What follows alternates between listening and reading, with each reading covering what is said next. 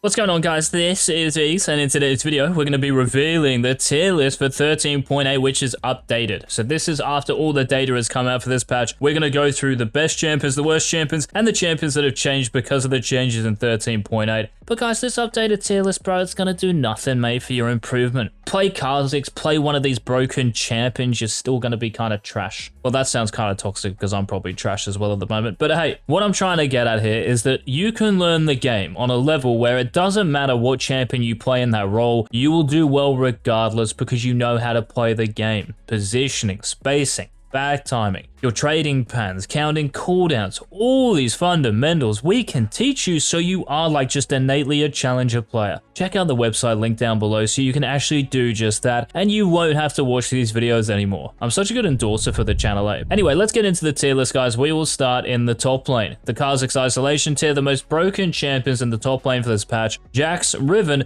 and we have a new inclusion here, this being Poppy. The two buffs that came in, especially to the extra damage you get based on that HP, has actually been insane for this champion. Lots of champions in the top lane as well do have dashes, so if we think about popular top laners like Jax, you've got Camille, Poppy does extremely well into these champions. The only champions she might struggle with is just tank champions who spellcast. So champions who are unbothered about getting close to a Poppy. They can play a range. But her stats at the moment are just nuts in the top lane. She's like S+ tier in every single elo, so the buff really helps her out. Now in S tier, champions who have actually moved up or down, we have Darius moving down to S tier along with Fiora, and apart from that, just according to stats, we've had Akshan and Ornn climb up to S tier from A tier. Now, as far as low-key broken goes, we have Cassio, we have Gragas, Kayle, Kled, Maokai, Zed. We will get into these guys in a future video as to why they are low-key broken and why they're underrated at the moment. Now, other champions who got changed in the top lane, we have Garen, who's in S tier because of the AD buff and base armor buff. These have made him a really good early game champion now, and his stats have improved as a result of this. We also have Malphite, who got nerfed this patch, so as far as your W maxing goes from rank 2 onwards, so 2 points in your W, it is worse than before. So this means you're probably just going to be playing a Q max Malphite to get the most out of this, but Malphite is still a very strong champion. In fact, he's considered in some elos to be the best champion still, so that's why he's only gone down to S tier. We also have Lilia if you're going to play her in the top lane. The buffs didn't really do anything for her in the top lane, but she can still do well against specific champions, so that's why she's still B tier. And that's about it, guys, for the top lane. Just make sure you're not playing anything like Yasuo. Because of the E changes against strong bruises, he just gets absolutely mauled. And we also have Aurelion Sol in the Cookie LoL tier because of the nerfs, and yeah, you really just want to be playing this Celestial Beast in the mid lane. Right, speaking of the mid lane, guys, let's head there right now. So in the Kha'Zix Isolation tier, we have Annie, Akshan, who I mentioned for top lane. For some reason, Akshan is just popping off at the moment. Might have something to do with the close range meta. That's what Akshan likes, because then he can actually auto attack champions who are in range of him. We have Cassiopeia, who's been a mainstay for like the entirety of season 13. Then we have Katarina because of the buffs. Now, I kind of like undervalued the buffs here. These buffs, especially in high reloads, like if you go to like Challenger reload, let's say, she's an S+ tier champion with like a 53% win rate, and this is a champion who has lots of hard counters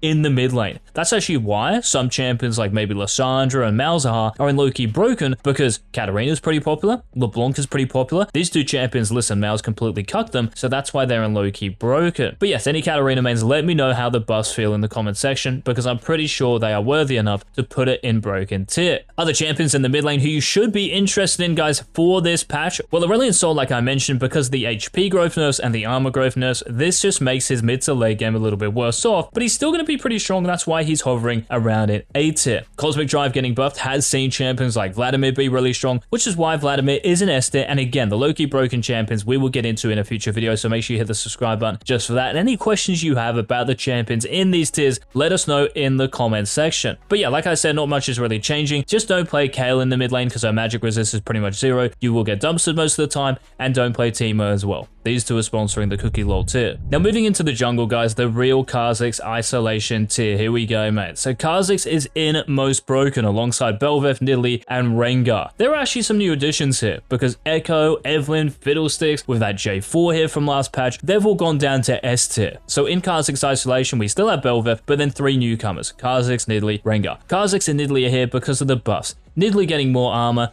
makes her unkillable for most junglers because most of them will be attack damage based. Then we have Kha'Zix because of the base damage buff in your Q. This then means the isolation damage from your Taste Their Fear is amplified even more. This has seen his win rate skyrocket like 2 to 3%, and that's from the 13.7 changes as well, right? So layer on top of this, these buffs, he's insane, is Bug Splat. So he's got to be here. Rengar is here really just for statistics, and same thing with Bel'Veth. They do so well in so many elos, and in higher elos, they're super OP, and that's because those players can play these champions to a T. Now in S tier, we still have some really strong champions. J4, because of the nerfs, has dropped down a little bit, still performing really well actually, and we have a bunch of AP junglers here, so if you need a bit of magic damage in the jungle, we've got Elise, Evelynn, Echo, Fiddlesticks, Gragas, a bunch to choose from. Now as far as low-key broken go, we have Poppy here, kind of like what we talked about for the top lane, and then we have Xin Zhao, just because I think Xin is a really solid pick, but people just don't pick him nearly enough. Now Shadow Assassin Kayn did get nerfed, guys, in this patch as far as your E goes, and that has seen his win rate drop by quite a bit. That's why he's gone from most broken all the way down to A tier, but still pickable of course. Elsewhere in the jungle we have Lilia who got buffed. This is why she's moving up into A tier from B tier, and that's even with the Cosmic Drive change, which looks really good on paper for Lilia, but she's still not maybe like hitting as hard as she might have been in the past. Just make sure, guys, if you are playing in the jungle, you're not playing something like Twitch and Zed, please play them in their stronger roles. You're probably just straight up trolling if you're doing so. So yeah, that's the jungle tier list. Again, guys, any questions about the picks, let us know down below in the comment section. Now moving down to the bot lane here we go, mate, for 13.8, the AD carries. Well, the AD carry tier list, well, there have been some changes here. We have Draven, Jinx, and Xayah still in most broken, Kha'Zix isolation tier, but we have a newcomer, mate. Look at his head. Look at the mouth on him.